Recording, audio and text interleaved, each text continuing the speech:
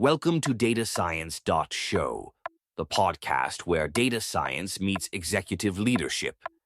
We talk with top AI and analytics thought leaders about turning data into real business impact. If you're a C-level leader or data expert shaping the future, you're in the right place. 2 weeks before earnings, an automated pricing decision nudged prices up for a major cohort, and nobody saw it for 12 days. The company quietly lost $2.3 million and a key partner's trust before the problem hit the press. That's not a tech issue, it's a leadership failure. I'm your host, Mirko Peters. We explore how data science and AI drive real business impact straight from the leaders making it happen. Today, I'll walk you through a playbook that turns surprises like that into manageable, auditable events. Picture the role I want you to hold in your mind. Head of Enterprise AI Ops. They sit between engineering, legal, product, and the board. Their job is to ensure AI behaves in the real world, not just in training notebooks. That leader has walked through a handful of incidents: silent drift that erodes revenue, a fairness lapse that triggers regulator interest, and a data integrity issue that cascaded through reporting. Those experiences produce 2 conclusions. 1, incidents are inevitable. 2, preparation is non-negotiable. Let's start with something practical. Classify incidents by business impact, not only by technical cause. Drift, fairness, poisoning, label contamination, and availability failures all feel different at the keyboard, but the board cares about dollars, customers, and reputation. For example, and use these as templates, not gospel, imagine 4 buckets with illustrated expected losses. A public fairness incident might cost you $5 to $20 million and an immediate reputational multiplier. A sustained pricing error could be $100K to $5 million per month, depending on volume. A data poisoning event may be low frequency but high impact if it alters credit decisions. Infrastructure outages cost you SLAs and customer churn measured in tens to hundreds of thousands per hour. Quantify these with your finance team. How do you turn that into an investment case? Use expected loss equals probability times impact.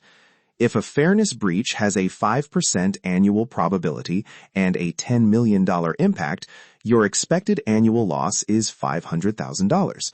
That justifies controls, observability, runbooks, tabletop exercises as insurance you can buy for $500,000 a year, not as a discretionary cost. Now, the telemetry. Don't monitor only model metrics. Blend model telemetry with business KPIs. Track daily approval rate by cohort, chargeback or refund ratio, false positive and false negative rates, latency 95-99th percentiles, feature distribution drift, input data freshness, and customer support complaint rates by segment. Those signals tell the story earlier than raw accuracy numbers alone. A concrete example: if your fraud model's false positive rate rises from 1% to 3% in 2 days, monitor the downstream chargeback ratio and manual review backlog. If chargebacks remain flat, you may have a precision problem that's tolerable short-term. If chargebacks climb, treat it as a high-priority incident. Detection is only step 1. The next step is a decision-focused playbook, short, role-based runbooks that answer 4 questions within the first 10 minutes. Who validates the signal? What immediate mitigation protects customers? Who does legal and communications notify? And when do we convene an executive incident brief? Question you'll hear in the boardroom: isn't all this expensive and slow? Short answer: not if you prioritize by expected loss. You don't need identical controls across every model. You need the right controls where the blast radius is largest. On-call must be cross-functional. Imagine an incident page that loops in an ops engineer, a product or policy SME, and a legal/comms liaison. The ops engineer toggles traffic or rolls back. The product SME assesses customer impact and recommends mitigations. Legal/comms prepare external statements and regulatory notifications. That mix prevents solo decisions that worsen outcomes. A practical SLA set I recommend to start with: mean time to detect, MTTD, under 1 business hour for high-risk models, mean time to contain, MTTC, under 4 hours, and a post-incident review delivered within 7 days. Those targets are auditable and board reportable. Legal and communications templates should be pre-approved. Have 2 versions for each likely customer message, one for early containment with limited details, and one for full disclosure after root cause identification. Waiting to craft language under fire either slows you to silence or exposes you to regulatory missteps. Let's talk trade-offs. Tight guardrails slow velocity. Loose controls increase risk.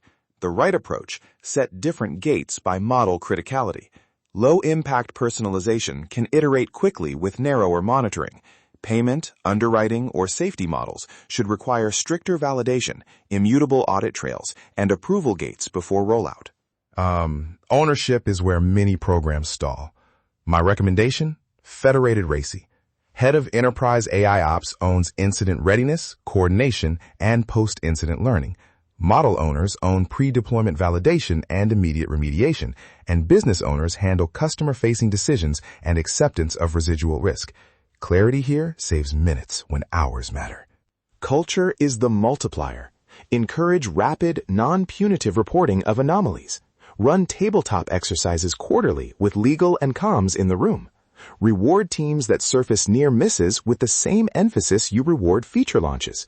Near miss detection is value creation, not embarrassment. Post-incident learning turns costs into assets. Treat every incident like an experiment. Document hypothesis, root cause, corrective actions, and measurable post-change checks. Then close the investment loop. Move budget toward controls that reduced recurrence.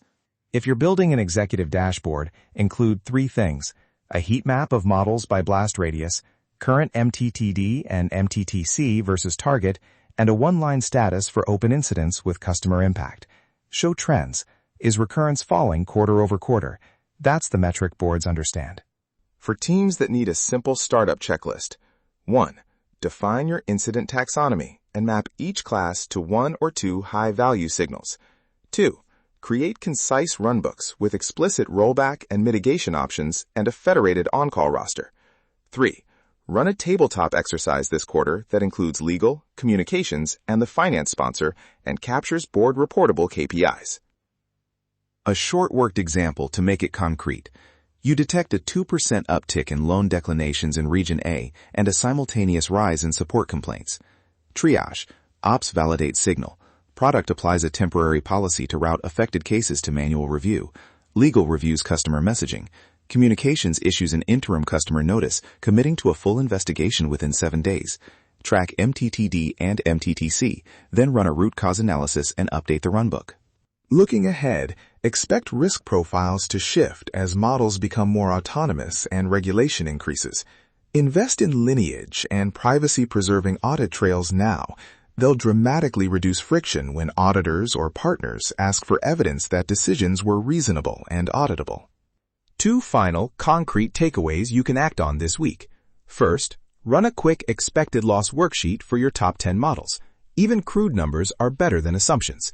Second, schedule a tabletop exercise in the next 90 days with legal and comms and require a follow-up that produces board-ready KPIs. A closing thought for the executive team. Incidents expose gaps between model intent and real-world behavior. You won't prevent every incident. You will, however, be judged on how fast you detect, how cleanly you contain, and whether you learn. That's the difference between models and value.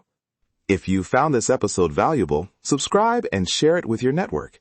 And let's connect on LinkedIn. I'm Mirko Peters. We'll be back with more conversations on how data science and AI create real business impact. Until next time.